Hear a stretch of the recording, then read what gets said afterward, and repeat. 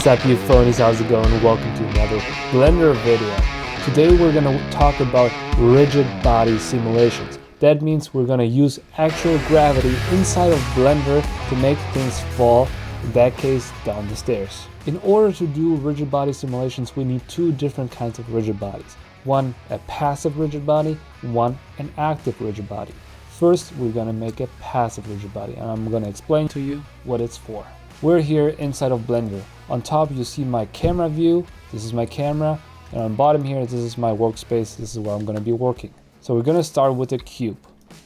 We're going to bring the cube to the center, and I'm going to model a few stairs. Very simple, so I'm going to scale it on the z-axis, and now I could make a bunch of those to make a bunch of stairs, but no, what I'm going to do is I'm going to use a modifier. I'm going to use a array modifier.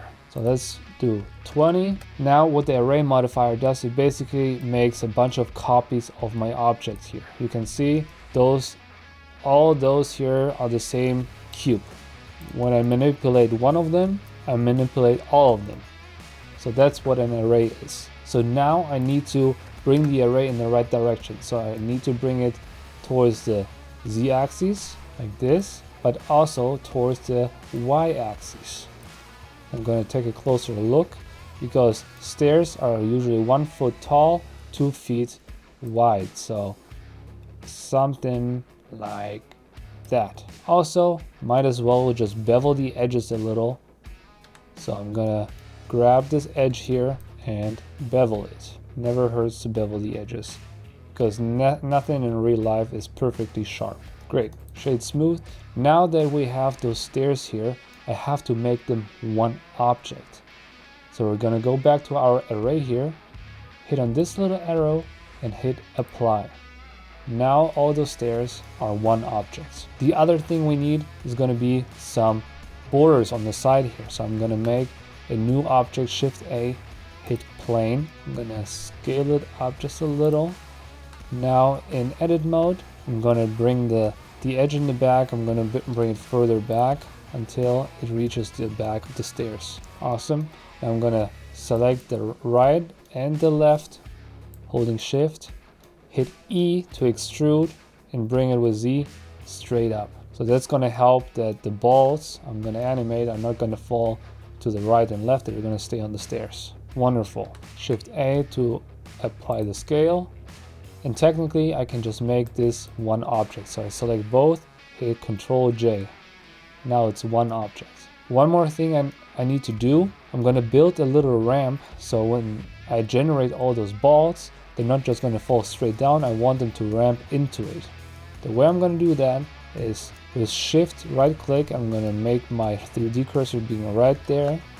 Shift A, make another plane, it's right here. In edit mode, I'm going to extrude this face up, that should be enough. Now I'm going to select the face here in the middle, hit Ctrl B to bevel, just like I did with the stairs, just to round them out a little. Don't be shy. With the mouse wheel, you can control how beveled you want it to be. Mouse wheel up, more bevel, and mouse wheel down, fewer subdivisions. But something like that should be fine. And this one, let's shade smooth it. Let's make it also join it with the other objects. So Ctrl J, so it's part of the same mesh. Okay, those are my stairs now. You can see it through this camera angle, looks pretty cool. And now we have to make it a rigid body. Under physics properties here on the right, it's like this little circle here. We have lots of different physics properties, and we click on rigid body. The most important one is active, the type here. It's active right now, we want it to be passive because if it was active, let me just show you what's happened. Let's go to the very first frame and it's gonna drop because physics are working on this object right now. But we want it to be passive, we want it to stand still, and we want other active rigid bodies to collide with it. So now if it's passive and I play it, nothing is happening. That's exactly what we want. Now we could give it a little material.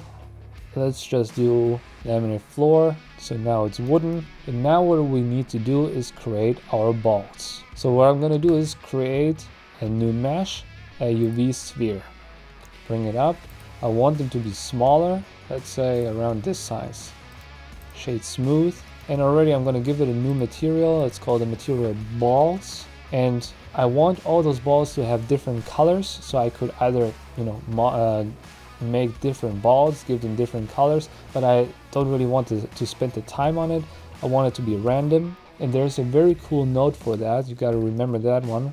It's when you hit Shift A, type in object info. Now I have my object info node. If I collect random with base color and have a hue and saturation node in between, and instead of going into the color, I want to go into hue. Under color, I just pick a random color. See, even though I selected pink, this one is blue. But if I make another one with holding Alt D, this one has a whole different color. Also, I'm making a different size. Now the job is, let's just see what it looks like when I play it. Nothing is going to happen. So we're going to, before we copy paste those balls, we're just going to work on one right now. So we also have to go to physics properties, rigid body. This one is going to be active.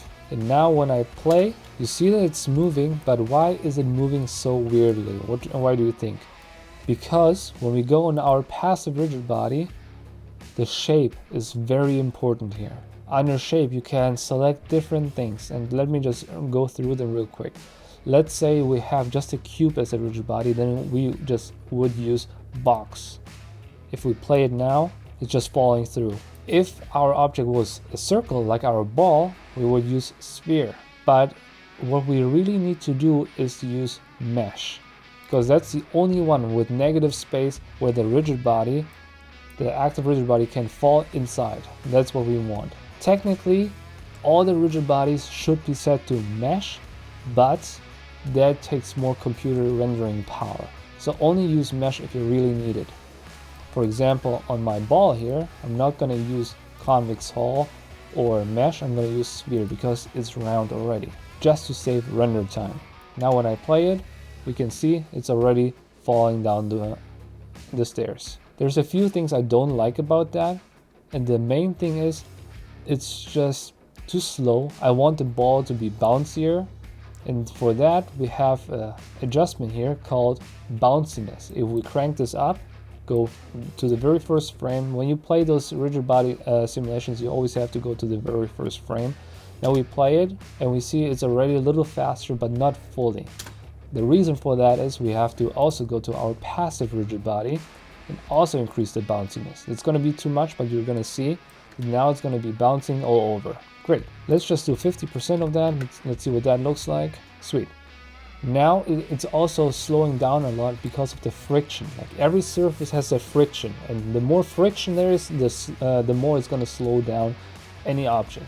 For example, if I slide this on my skin, the phone on my skin, the friction is so hard that it stops right away.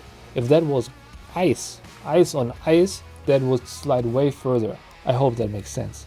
So I'm going to decrease the friction by a lot, and now we can see it's just going to bounce down. I'm going to do the same thing on my ball, decrease the friction by a lot, and let's see, it's going down way faster now. One more thing we can do, when we look at our positioning of our ball, if we bring it a little closer to the ramp, it's also going to fall faster. And now, since we have this set up, with Alt D, I can just make different ones.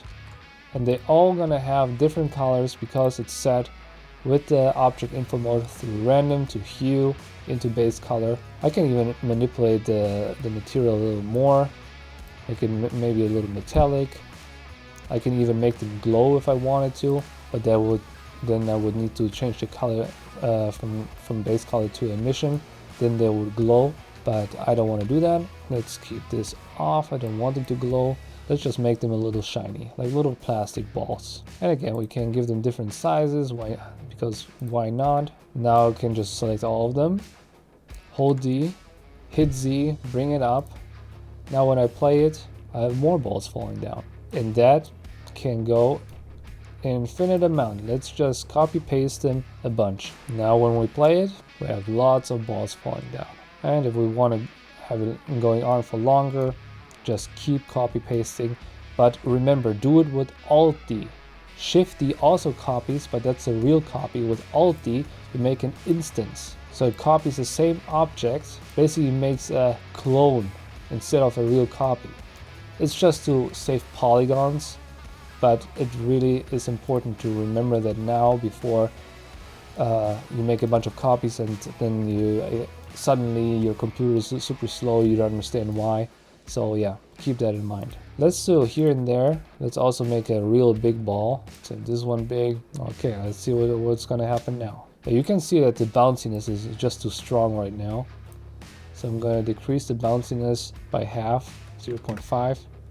And that's it for rigid bodies. That's the very simplification. You obviously can get more advanced, and with that kind of thing you can have all kinds of things interact in a physical matter, the way physics really work, which is very cool, because animating that by hand, like moving frame by frame those balls and making keyframes and make them bounce, that would take forever, like almost literally. So that's a very cool, neat trick. Try to play around with that, and if you have any questions, please let me know in the comments below, and see you in the next video. Toodaloo.